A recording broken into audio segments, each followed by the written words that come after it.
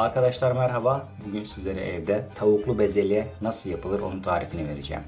Tarifimize geçmeden önce kanalımıza abone olmayı, videolarımızı beğenip paylaşmayı unutmayalım. Şimdi tavuklu bezelye için gerekli malzemelerimizi sayalım.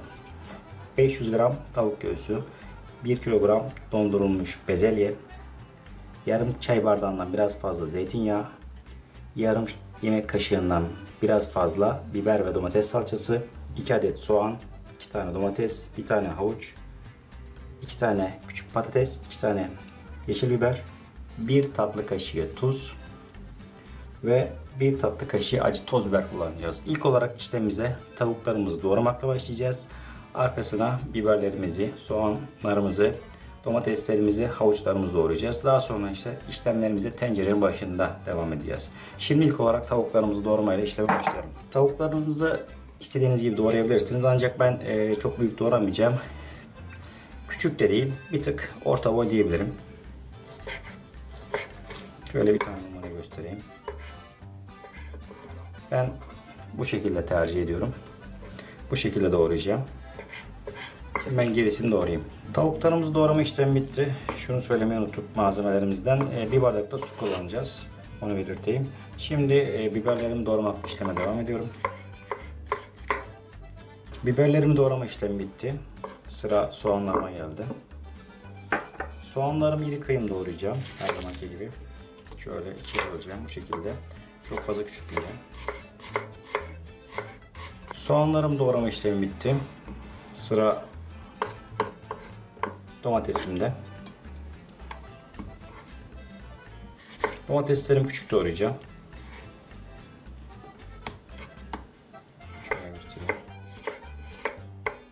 Kabuklarını soymuyorum. İsteğe bağlı olarak siz soyabilirsiniz.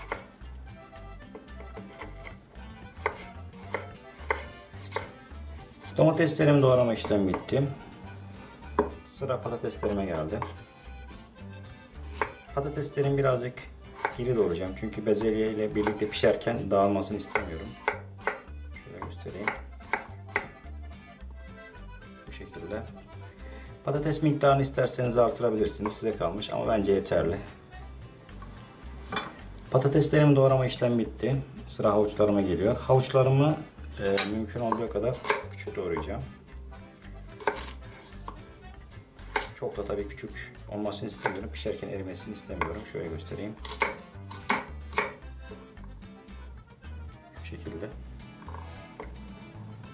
Havuçlarımı doğrama işlemi bitti. Şimdi işlemlerimize tencerenin başında devam edeceğiz. Şimdi bunları oraya taşıyalım. Arkadaşlar ilk olarak zeytinyağımızı ocağa alıyoruz ve zeytinyağımızı birazcık ısıttıktan sonra tavuğumuzu ekleyeceğiz. Ocağımızın altını açıyoruz. Yağımızı döküyoruz. Ve yağımızın ısınmasını bekliyoruz. Yağımız ısındı. Tavuklarımızı ekliyoruz. Karıştıra karıştıra pişiriyoruz. Arkadaşlar tavuğumuz iyice suyunu saldı. Kendi suyunun buharlaşmasını istemediğim için ağzını kapatıyorum. Böyle pişireceğim birazcık. Tavuklarımızı kontrol edelim. Tavuklarımızın şu anki pişme seviyesi yeterli. Şimdi üzerine soğan ve biber ekliyorum. Bunu da karıştırıyorum ve tenceremin ağzını kapatıyorum. Soğanlarımı tam pişirmiyorum. Böyle yani bir nevi sotelemiş gibi oluyorum. Çünkü biraz da bezelye pişeceği için bu şekilde üzerine ağzını kapatıyorum. Ara ara karıştırıyorum. Bir kontrol edelim. Soğanlarımızın piştiği yeterli. Biberlerimiz aynı şekilde. Çünkü daha pişmeye devam edeceği için tamamen pişirmiyoruz. Domateslerimizi ekliyoruz. Domatesler eriyinceye kadar pişiriyoruz. Şimdi böyle karıştıralım önce. Ağzını kapatıyoruz. Pişmeye devam etsin. Sıra şimdi salçalarımızda. Domateslerimizin piştiği yeterli. Şimdi salçalarımızı ekliyoruz. Tuz ve biber. Salçamızı birazcık kavuruyoruz. Salçamız yeterli kavruldu. Şimdi patates ve havucu ekliyorum. Son olarak tabii ki bezelye. Bezelyemi iyice karıştırıyorum ve tenceremin altını kısıp kapağını kapatacağım. Bezelyeye yeterli miktarda karıştırdım. Şimdi tenceremin ağzını kapatıyorum. Bu şekilde birazcık pişecek. Daha sonra ise su ilave edeceğim. Altı mutlaka kısık olsun ama. Biraz pişsin. Arkadaşlar bezelyemizin böyle piştiği yeterli. Şimdi bir bardak suyumuz var, onu ekliyoruz. Su miktarını isterseniz siz artırabilirsiniz, azaltabilirsiniz. Bence bu ideal. Çünkü bezelye çok sulu yenen bir yemek değil. Şöyle göstereyim. Kapağını mümkün olduğu kadar açmayın ki kendi suyuyla pişsin. Bu şekilde oluyor suyu, gördüğünüz gibi. Bir su bardağıyla. Yavaş yavaş bu pişmeye devam etsin. Şimdi bezelyemizi kontrol edelim. Gördüğünüz gibi bu şekilde altını kapatıyorum. Bezelyemiz pişti. Gördüğünüz gibi bu şekilde oldu.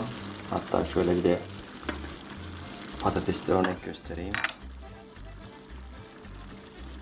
Bakın rahat bir şekilde dağılıyor.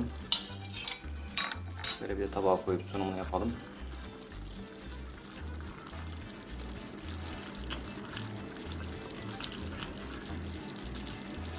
Bu şekilde. Afiyet olsun. Yeni videolarda görüşmek üzere. Hoşça kalın.